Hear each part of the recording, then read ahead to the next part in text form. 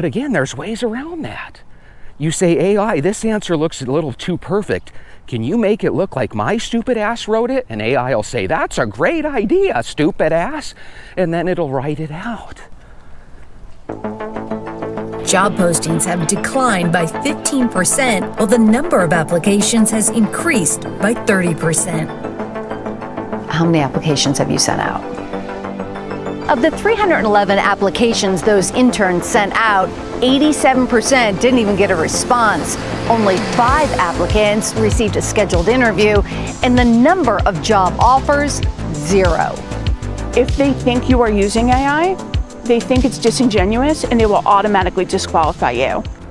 Well, hello, venters. Guys, college grads are struggling to find jobs. We've all heard the stories. I was watching this video today, and it followed this young girl named Jamie Del Piano. What a name. That almost sounds made up. I've never heard of a Del Piano as a last name in my life. But anyway, she's a University of Connecticut grad. She graduated in May. She sent out 10 to 20 job applications, and she hasn't heard back from any. Now, whenever you're talking about people having a hard time finding jobs, I don't think it's a really good example when you find someone that's only sent out a dozen or so applications. I've heard stories of people literally sending out thousands of applications. You know, I have to say, please subscribe 1,000 times to get one subscriber. Be that one subscriber. Now, Jamie said one thing that I thought was interesting. She said that in the past, she would have probably relied on state or federal jobs, but even when she reached out to a couple of those, she felt like a lot of those were eliminated. A lot of the jobs that I was looking for was like federal jobs or state jobs. Yeah, don't bring me a Charlie Kirk moment. All right, so check this out. Ryan McGonigal was the next guest on the show. He works for a company called business.com. He took 311 interns and he followed them into the job market.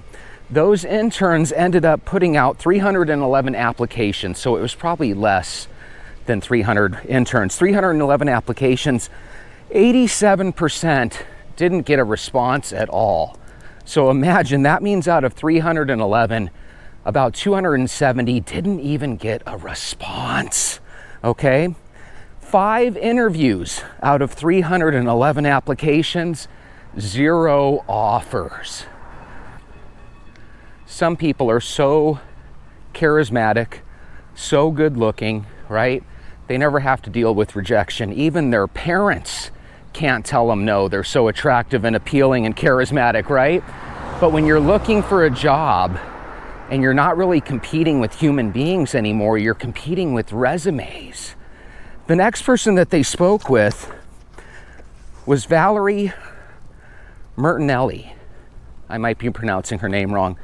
She was a recruiter. She says, I've never seen it this bad. She goes, whatever you do, don't use AI to spruce up your resume. Why? Because apparently the owners, or excuse me, the business owners and the people making the decision in the HR departments can actually tell when you're using AI, and they actually disqualify you for being disingenuous. Isn't that crazy? The way I get around that for my people is I have AI do a summary, and then I just ask AI to dumb it down a little. I say, instead of making her look like the greatest candidate, make her look like a solid candidate. And I don't know, it works. I always have schools say, yeah, we'd like to interview this one. I'd like to think it's because of me, but it's really my great buddy, ChatGPT. Now I want to hear your story about how you use ChatGPT, and then you ask it a double round of questions just to dumbify the first round of answers, because I know you guys probably do that too. ChatGPT has a way of making everything look perfect, and so sometimes you got to take that perfect quality out of there, because we all know there's no such thing as the perfect candidate. So the best way to do it is to make that candidate look like they're 3/4 there, I guess. The same Valerie Mertinelli had advice for HR departments that are putting up the job interviews. She said to take off the part about requiring 3 to 5 years of experience. Don't use AI for any of your application materials, because what a lot of employers are saying, if they think you are using AI, they think it's disingenuous and they will automatically disqualify you.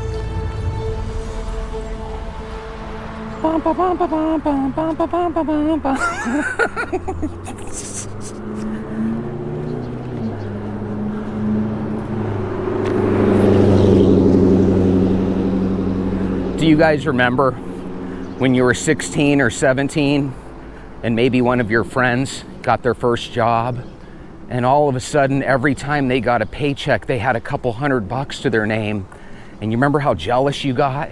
And you were like, oh my God, I want the ability to work. I can work hard, right? And we would go out and we'd work for $4.25 an hour. That's how much minimum wage was when I was starting off in work, $4.25 an hour. And my first job was at Super Saver Cinemas. It was a dollar movie theater. You guys remember the dollar movies? Well, I actually worked at one. That was my first job. Such an incredibly fun job.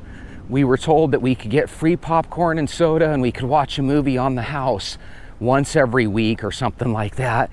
And I remember I took advantage of it. I absolutely loved that job.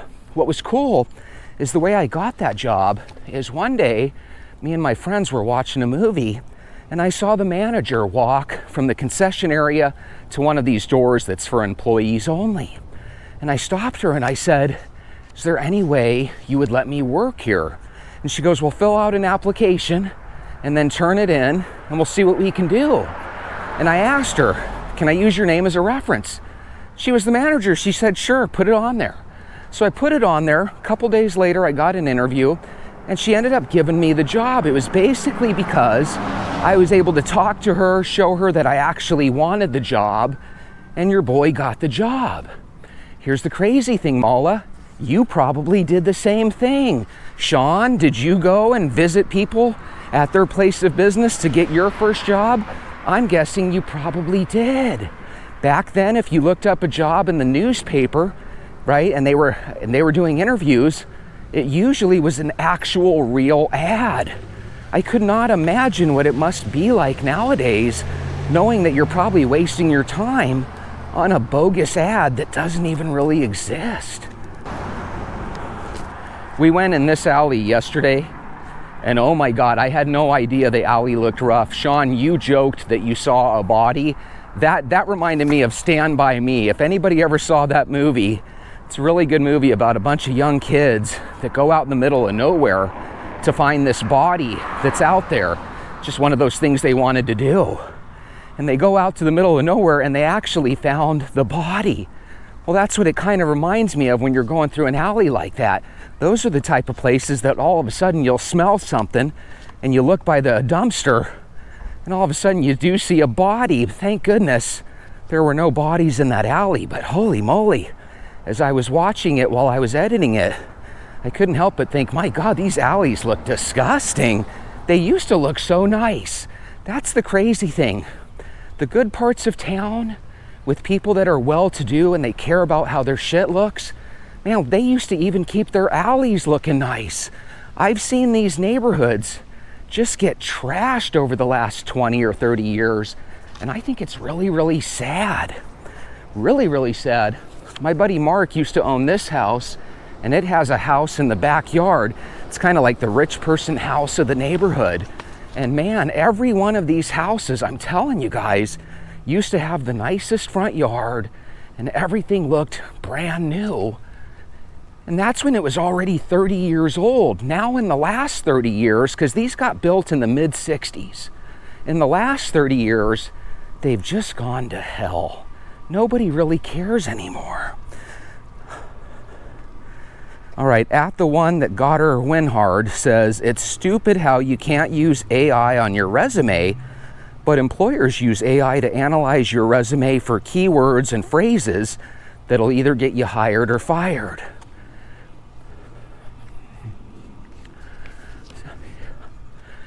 I don't think that's rocket science.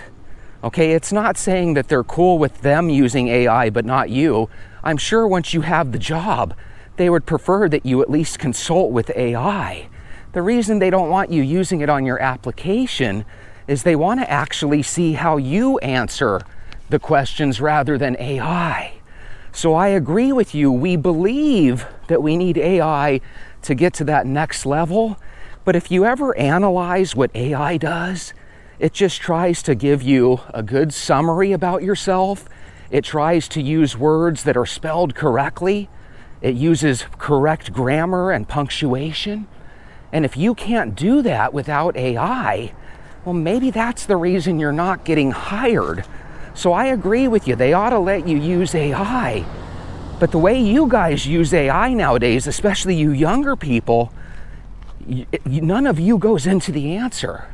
See, that's the one thing with the older people, like let's say that are 35 and older, we still have that little bit of guilt that says, I can't let AI do everything for me. I gotta let them know a little bit about myself. So I see where the employers are coming.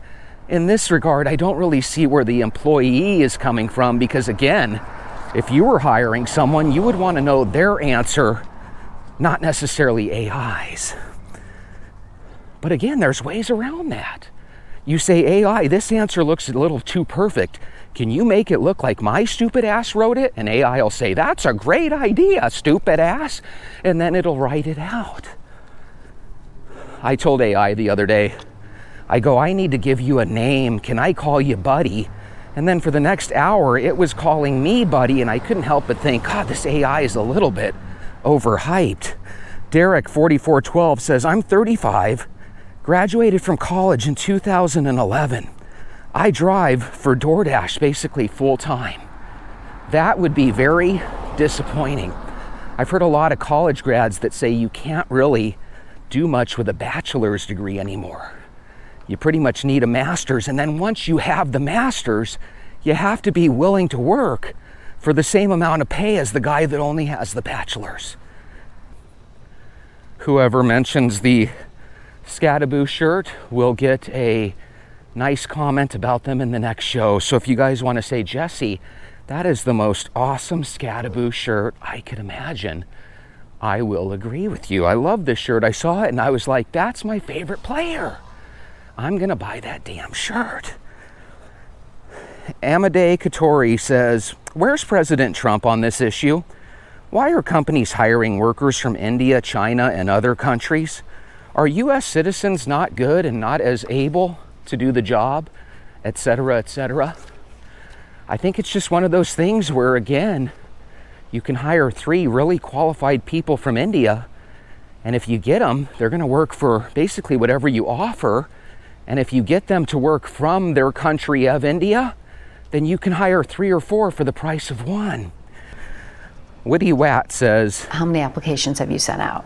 10 to 20. 10 to 20 applications are rookies in this economy. Yeah, when you have people that have literally put out thousands of applications, and then you choose to interview somebody that's putting out 10 or 20, it looks a little weak, but let's take that 10 or 20. In the past, that was actually considered quite a few. It would be a bummer if the first 3 or 4 companies that you wanted to work for said no. Now the whole idea that somebody can apply for 20 jobs and people laugh at her and say, is this a joke? That shows you how scary the economy is. See, this is one of those empathy things. You could pretend like, oh, woe is them. They're always whining because you have a job today. But if all of a sudden you don't have a job tomorrow, and all of a sudden you start to reach out and apply everywhere and you get 0 responses back and 0 offers, how long before you start freaking out? Of the 311 applications those interns sent out, 87% didn't even get a response. I still don't understand, and you don't know this either. So let's ponder this. How do people quit their job and just not go back to work? Because I've heard of literally thousands of people doing that. It's like, do they have some sort of secret inheritance that they're living off of? Do they technically not exist? Are they part of the simulation that when you close your eyes and you're not looking at them, they blink out of existence? How can we have these people that are not working? I don't understand how that's possible. Bosmolsky says, what a lazy story. How about highlighting the people with STEM degrees and $100,000 in debt who cannot find jobs? I'm the type that if I had a $20,000 college loan, I would feel bummed out about it. $20,000 in the grand scheme of things is not that much, but I would feel bummed out about it. If I knew that I owed $100,000 and that it was accruing interest daily, that would really bum me out for real, because when I think of $100,000, I think of the first house that I ever bought. My first house that I bought, I believe in 03, was $134,000. Could you imagine taking out a loan and not owning anything other than the degree and the knowledge that came with the degree? I think I would go for the house instead. I wonder if people would have just purchased a house rather than going to college, if it would have worked out better for them. And no, the automatic answer is not yes. Some of you actually got a lot out of college from the standpoint of networking and meeting good friends for life. You got to at least give a little value to that. Was it worth $100,000 in debt? Probably not. But you know, if it led to the birth of your children or something, then you got some value out of it. Boston Rock fan says 2008 again. College is becoming more and more obsolete on a daily basis.